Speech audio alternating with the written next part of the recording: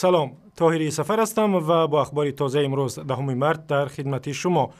امامعلی رحمان رئیس جمهوری تاجیکستان در گذشت ژنرال محمد قاسم فهیم معاون رئیس جمهوری افغانستان را تلفات بزرگ برای مردم این کشور خوانده است. امامعلی رحمان روز 10 مارس با ارسال برقه تسلیت به حامد کرزی رئیس جمهوری افغانستان گفته است محمد قاسم فهیم در ذهن تاجیکستانیان چون دوست جانی و سهمگذار تقویت رشته‌های ناگسستنی دوستی مردمان دو کشور نقش بسته است و از یاد آنها زدوده نخواهد شد. محمد قاسم فهیم جنگ سالار و وزیر سابق دفاع افغانستان بر اثر بیماری قند روز شنبه در سن 57 سالگی درگذشت. قرار است او را روز 11 مارس در شهر کابل به خاک بسپارند. و امیر قراقولوف رهبر حزب اگراری یا کشاورزی و نامزدی سابق به مقام ریاست جمهوری تاجیکستان بر اثر اینسولت و یا سکته مغزی درگذشت. از ریاست حزب بر رادیو آزادی گفتند امیر قراقولوف بعد گرفتاری به سکته مغزی 5 روز در شفاخانه قریه بالا در دوشنبه به هوش نیامد و بامداد روز دوشنبه 10 مارس فوتید.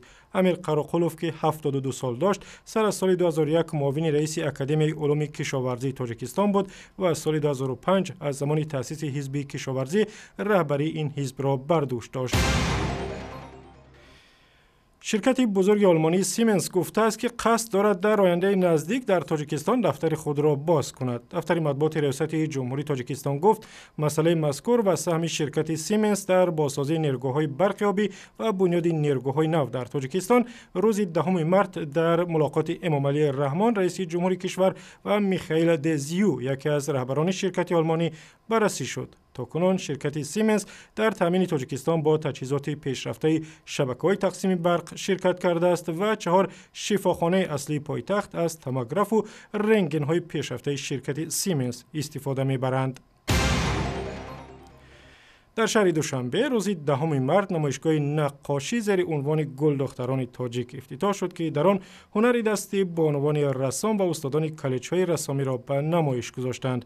در نمایشگاه که بخشیده به روز مادر و جشن نوروز برگزار می شود اکثرا نقاشی های بهار و منظره های زیبای این فصل و سیمای دختران و بانوان تاجیک به معرض تماشا گذاشته شده است. ما این نمایش تشکیل میکنیم ای جای یافت در حیات کالج، در حیات صنعت تاجیکستان این جای یافت.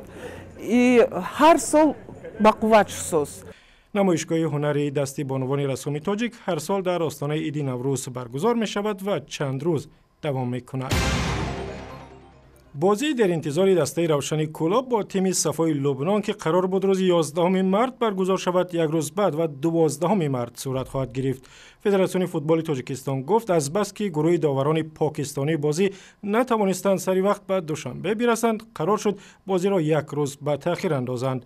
برای دیدن ویدیوهای بیشتر شما را به تارنمای رادیو آزادی دعوت میکنیم و هم به صفحه های ما در فیسبوک، توییتر و یوتیوب و هم زمینه مخصوص رادیو آزادی برای تلفن های هوشمند.